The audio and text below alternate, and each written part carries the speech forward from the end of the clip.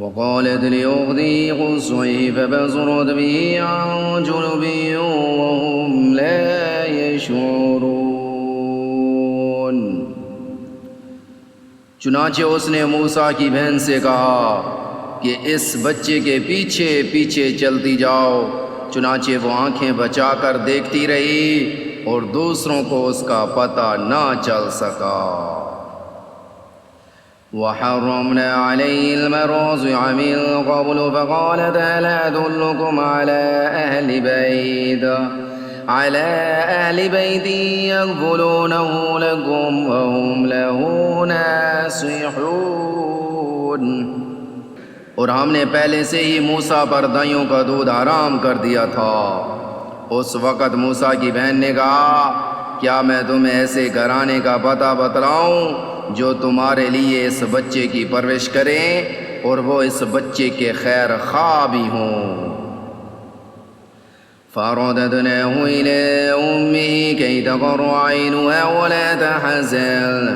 وَلَا تَحْزَنَ وَلِتَعْلَمَ أَنَّ وَعْدَ اللَّهِ حَقٌّ وَلَٰكِنَّ أَكْثَرَهُمْ لَا يَعْلَمُونَ۔ چنانچہ اس طرح ہم نے موسیٰ کو اس کی والدہ ہی کی طرف لوٹا دیا تاکہ وہ اپنی آنکھ ٹھنڈی کرے اور غم زدہ نہ رہے اور یہ جان لے کہ اللہ کا وعدہ سچا ہے، اکثر لوگ یہ بات نہیں جانتے۔ وَلَمَّا بَلَغَ أَشُدَّهُ وَاسْتَوَىٰ آتَيْنَاهُ حُكْمًا وَعِلْمًا وَكَذَٰلِكَ نَجْزِي الْمُحْسِنِينَ۔ اور جب موسیٰ علیہ السلام اپنی جوانی کو پہنچے اور پورے جوان ہو گئے تو ہم نے انہیں حکمت اور علم عطا کیا اور ہم نیک لوگوں کو ایسی ہی جزا دیا کرتے ہیں۔ وَدَخَلَ الْمَدِينَةَ عَلَىٰ حِينِ غَفْلَةٍ مِّنْ أَهْلِهَا فَوَجَدَ فِيهَا رَجُلَيْنِ يَقْتَتِلَانِ هَٰذَا مِن شِيعَتِهِ وَهَٰذَا مِنْ عَدُوِّهِ فَاسْتَغَاثَهُ الَّذِي مِن شِيعَتِهِ عَلَى الَّذِي مِنْ عَدُوِّهِ فَوَكَزَهُ مُوسَىٰ فَقَضَىٰ عَلَيْهِ قَالَ هَٰذَا مِنْ عَمَلِ الشَّيْطَانِ إِنَّهُ عَدُوٌّ مُّضِلٌّ مبین۔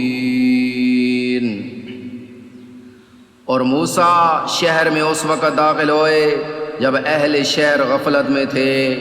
وہاں موسیٰ نے دو آدمیوں کو آپس میں لڑتے ہوئے دیکھا۔ ان میں ایک تو موسیٰ علیہ السلام کی اپنی قوم سے تھا اور دوسرا دشمن کی قوم سے۔ جو موسیٰ کی اپنی قوم سے تھا اس نے موسیٰ علیہ السلام سے اس کے خلاف فریاد کی۔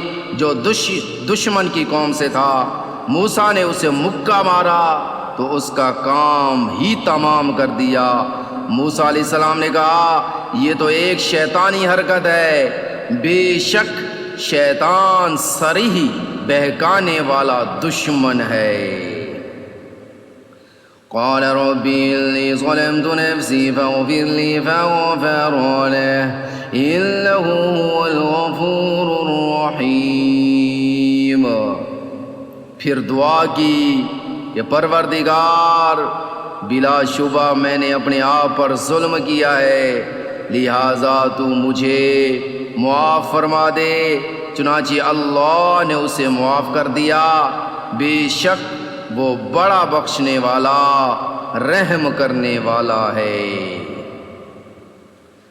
قال رب بما أنعمت علي فلن أكون ظهيرا للمجرمين۔ پھر یہ عہد کیا کہ پروردگار تو نے جو مجھ پر انعام کیا ہے تو میں کبھی مجرموں کا مددگار نہ بنوں گا۔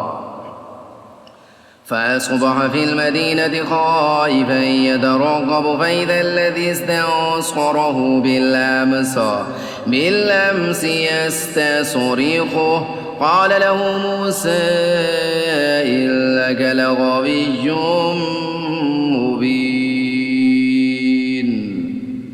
پھر دوسرے دن صبح سویرے ڈرتے ڈرتے اور خطرے کو بھانپتے ہوئے شہر میں داخل ہوئے تو کیا دیکھ دیے کہ وہی شخص جس نے کل ان سے مدد مانگی تھی آج پھر ان سے فریاد طلب کر رہا ہے۔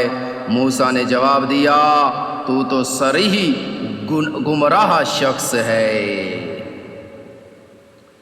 فلما أن أراد أن يبطش بالذي هو عدو لهما قال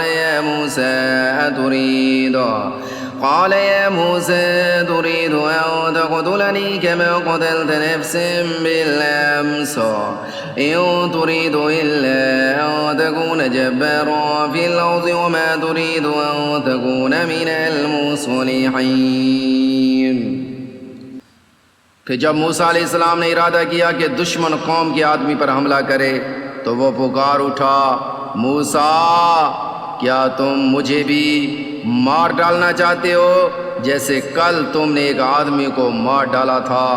تم تو ملک میں جبار بن کر رہنا چاہتے ہو، اصلاح کرنا نہیں چاہتے۔ وجاء رجل من أقصى المدينة يسعى قال يا موسى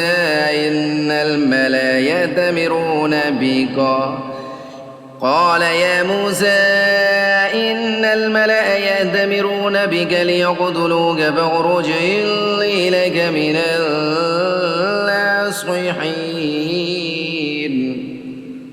اور اس واقعے کے بعد ایک شخص شہر کے پرلے کنارے سے دوڑتا ہوا آیا اور کہنے لگا، موسیٰ اہل دربار تیرے متعلق مشورہ کر رہے ہیں کہ تمہیں قتل کر ڈالیں، لہٰذا یہاں سے نکل جاؤ، میں یقیناً تمہارا خیر خواہ ہوں۔ فخرج منها خائفا يترقب قال رب نجني من القوم الظالمين۔ چنانچہ ڈرتے ڈرتے اور ہر طرف سے خطرے کو بھانپتے ہوئے نکلے اور دعا کی کہ پروردگار مجھے ان ظالم لوگوں سے بچا لے۔ ولما توجه تلقاء مدين قال عسى ربي أن يهديني سواء السبيل۔ اور جب انہوں نے مدین کی طرف رخ کیا تو کہنے لگے، امید ہے میرا پروردگار مجھے ٹھیک راستے میں ڈال دے گا۔ ولما ورد ماء مدين وجد عليه أمة من الناس يسقون ووجد من دونهم امرأتين تذودان قال ما خطبكما قالتا لا نسقي حتى يصدر الرعاء وأبونا شيخ كبير۔ پھر جب وہ مدین کے کنویں پر پہنچے تو دیکھا کہ بہت سے لوگ اپنے جانوروں کو پانی پلا رہے ہیں اور ان سے ہٹ کر ایک طرف دو عورتیں اپنی بکریوں کو روکے ہوئے کھڑی ہیں۔ موسیٰ علیہ السلام نے ان سے پوچھا، تمہارا کیا معاملہ ہے؟ وہ کہنے لگیں، ہم اس وقت تک پانی پلا نہیں سکتی جب تک یہ چرواہے پانی پلا کر واپس نہ چلے جائیں، اور ہمارا باپ بہت بوڑھا ہے۔